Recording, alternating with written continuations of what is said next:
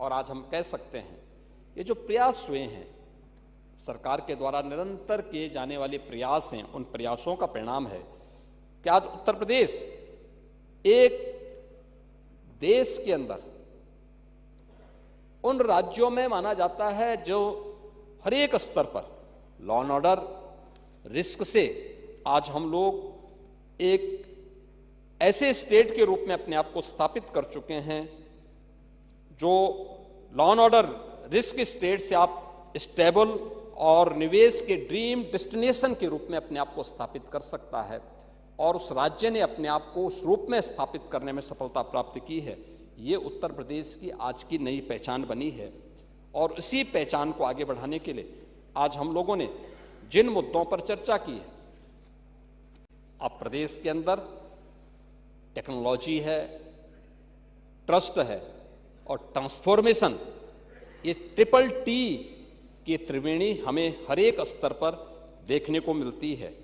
आज हमने इस दिशा में जो प्रयास किए हैं और उसी दिशा में आज प्रदेश सरकार के द्वारा ये प्रयास, ये बजट उसी का परिणाम है और उसी को हम आगे बढ़ाने के क्रम में आज यहाँ पर आए हैं। महोदय,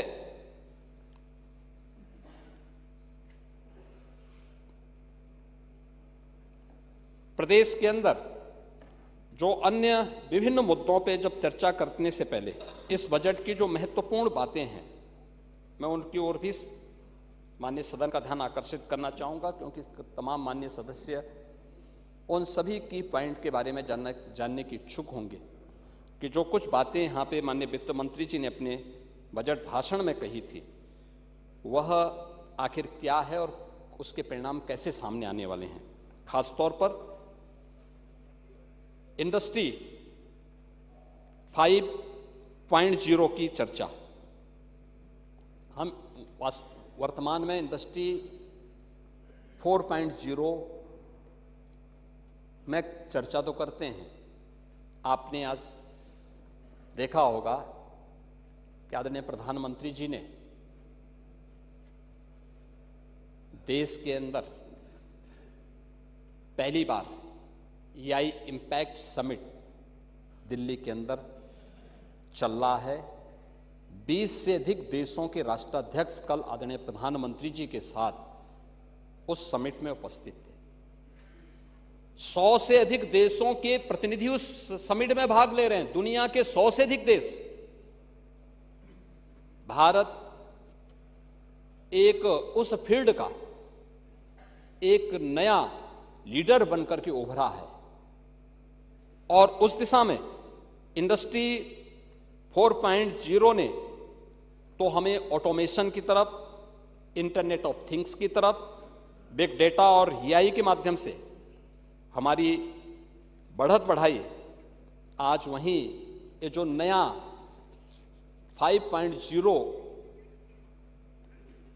की जो एक इंडस्ट्री जो 5.0 की हम बात कर रहे थे, इसमें अब जो टेक्नोलॉजी केंद्रित जो नया मॉडल सामने आ रहा है वह मानव केंद्रित और मूल्य आधारित एक औद्योगिक व्यवस्था की स्थापना पर आधारित होना है और इसमें जो सबसे बड़ी भूमिका का निर्वहन करने वाला है एआई आज औद्योगिक क्रांति का एक प्रमुख एनेबलर बनने जा रहा है और ये बहुत महत्वपूर्ण होने जा रहा है। उसके लिए हम लोगों ने इस बजट में कहा है और इसी दिशा से जिन मुद्दों पर हम लोग यहाँ पे आज चर्चा कर रहे हैं और मुझे देख के जहाँ एक और थी कि पूरा देश और पूरी दुनिया भारत की तरफ देख रही है, वहीं भारत मंडपम में जो कार्यक्रम चल रहा है, यानी एक तरफ प्रधानमंत्री मोदी जी के नेतृत्व में भारत दुनिया की एक बड़ी ताकत के रूप में अपने आप को स्थापित किया है, दुनिया के अंदर भारत के विश्वास को मजबूत किया है, और दूसरी तरफ आज एक शर्मनाक घटना भारत मंडपम में करने का प्रयास कांग्रेस के युवा संगठन ने करने का प्रयास किया है। पूरी दुनिया के अंदर भारत की छवि को खराब करने का कुत्सित प्रयास हुआ और हम इसकी निंदा करते हैं। यह बहुत ही शर्मनाक घटना है कांग्रेस के लोगों के द्वारा, कांग्रेस के नेताओं का। ये यानी देश की कीमत पर ये लोग खिलवाड़ करना चाहते हैं। राजनीति होती है, आरोप प्रत्यारोप होते हैं, लेकिन हम देश की कीमत पर सौदेबाजी करें, देश की छवि के साथ खिलवाड़ करें, जहां 100 से अधिक देशों के लोग भागीदार बन रहे हों, वहां पर इस प्रकार के उत्पात मचा करके अराजकता फैलाने का प्रयास असह्य है। और मुझे लगता है कि हर भारतवासी को इस घटना की निंदा करनी चाहिए, भर्त्सना करनी चाहिए, और जो भी इसके पीछे है उसके खिलाफ कठोरतम कार्रवाई की जानी चाहिए, जो लोग भारत की छवि को खराब करने का प्रयास कर रहे हैं। महोदय,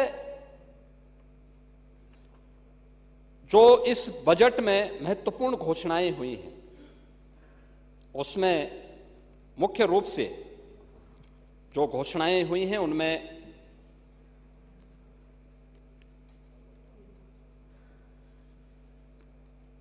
कुछ मुद्दे ऐसे हैं जिन मुद्दों पर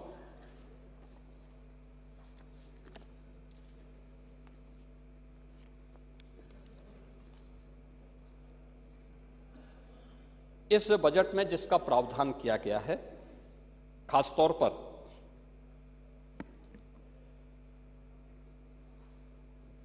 डाटा सेंटर की स्थापना के बारे में हम लोगों ने जो स्टेट डाटा सेंटर अथॉरिटी के गठन की बात की है। डाटा क्या है और इसके बारे में मुझे लगता है कि कुछ उदाहरण के साथ में मैं माननीय सदन का ध्यान भी आकर्षित करना चाहूंगा कि कैसे इसका इंपैक्ट होता है और कैसे एक गेम चेंजर हो सकता है। प्रभाव क्या है इसका, कैसे हो सकता है। यानी डाटा के बारे में आज पूरी दुनिया के अंदर ये मान्यता है। पहले एक समय था जब दुनिया के अंदर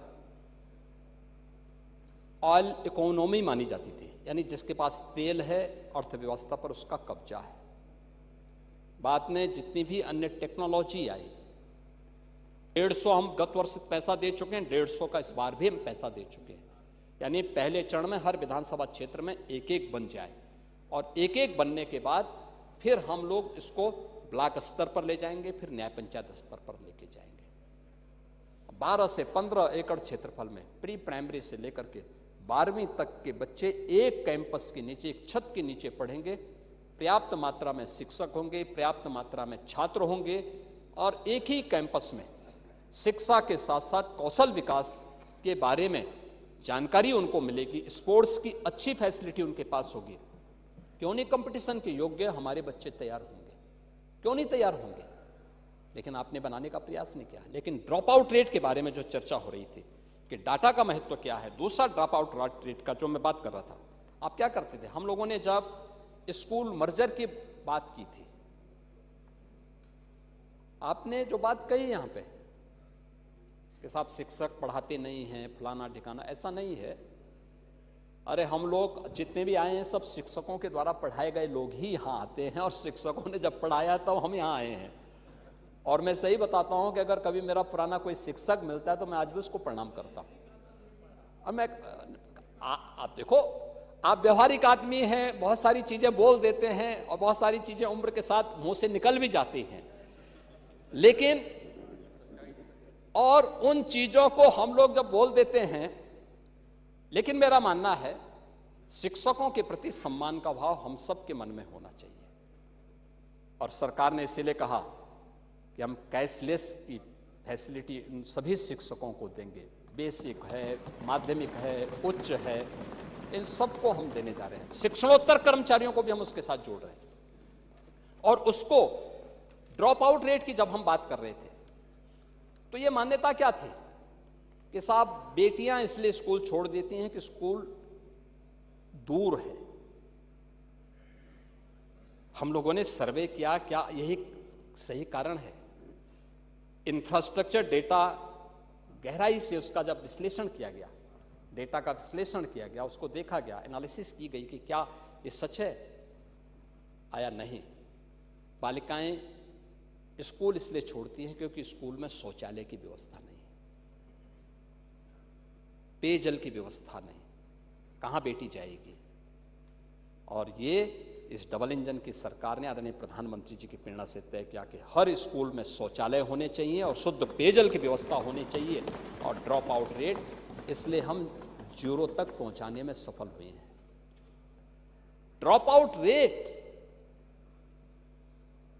याद करिए ना, 17 के पहले उत्तर प्रदेश की बेसिक शिक्षा परिषद में पढ़ने वाली बेटियां नंगे पैर स्कूल जाती थी। 60% से अधिक बेटियां नंगे पैर जाती थी स्कूल।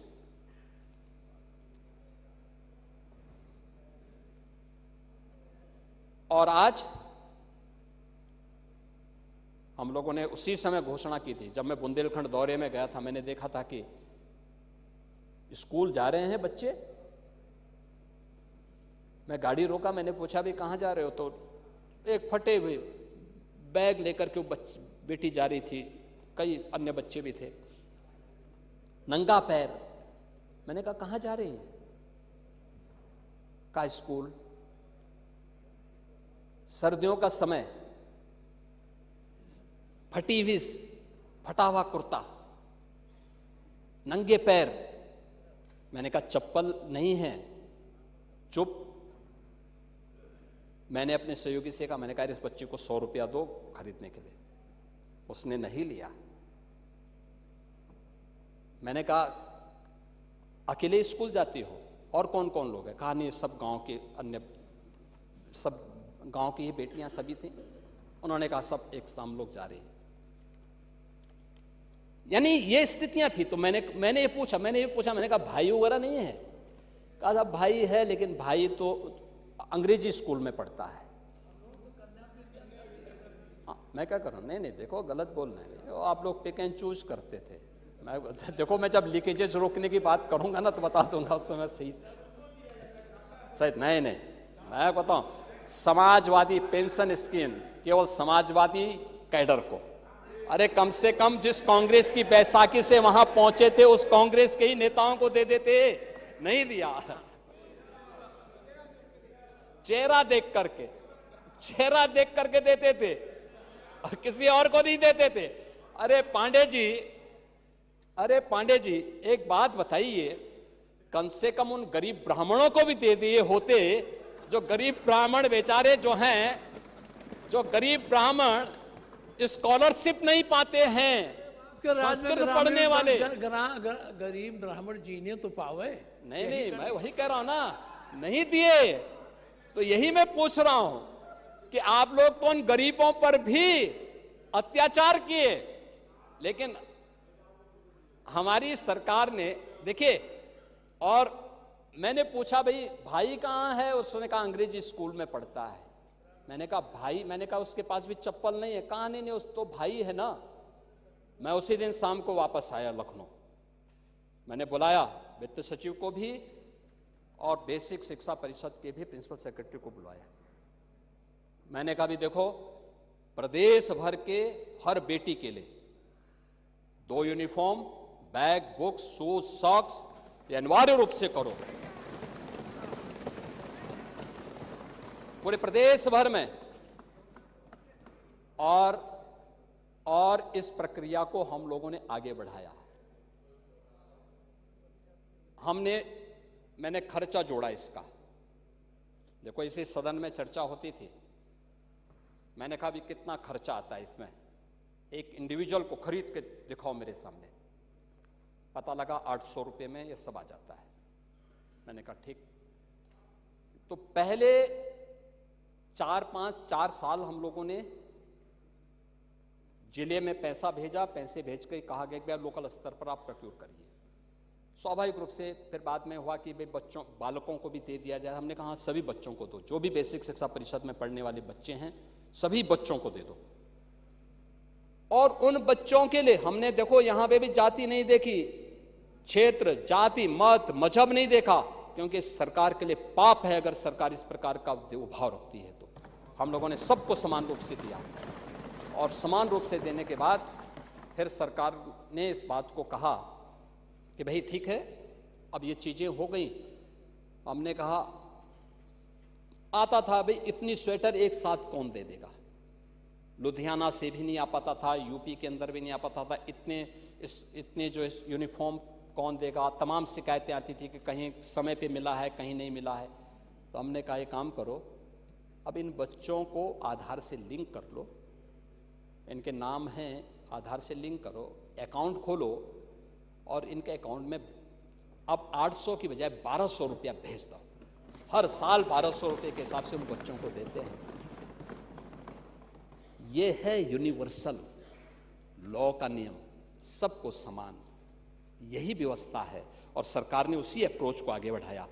बेटी के ड्रॉप आउट रेट को कम करने में डाटा की क्या भूमिका हो सकती है और स्टेट डाटा अथॉरिटी के गठन के पीछे की सरकार की मंशा क्या है, सरकार ने कैसे इसको आगे बढ़ाया है, ये उसके पीछे की धारणा यहाँ पर मुझे चूंकि रखनी थी, इसलिए मैंने यहाँ पर बताया कि इसलिए हम स्टेट के अंदर, राज्य के अंदर अन्य योजनाओं को इसी प्रभावी ढंग से हम क्रियान्वित कर सकेंगे। यह एक प्रभावी क्रियान्वयन का एक सरकार का तरीका है और उसको हम लोग यहाँ पर आगे बढ़ा रहे हैं। महोदय, यहाँ पे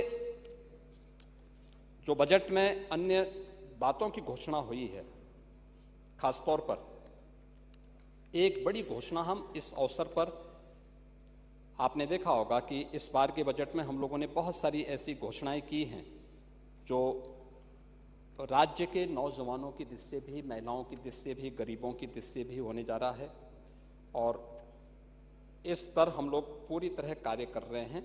वर्तमान में जो डेटा सेंटर की स्थिति है, जिसमें हम उत्तर प्रदेश के अंदर आज उसका हब बनाने की दिशा में तेजी के साथ अग्रसर हुए हैं और उत्तर प्रदेश का जो लक्ष्य है, हमारा मानना है कि 2030 तक हम 5 गीगावाट डेटा सेंटर क्षमता प्रदेश के अंदर बने, इस दिशा में हम कार्य कर रहे हैं।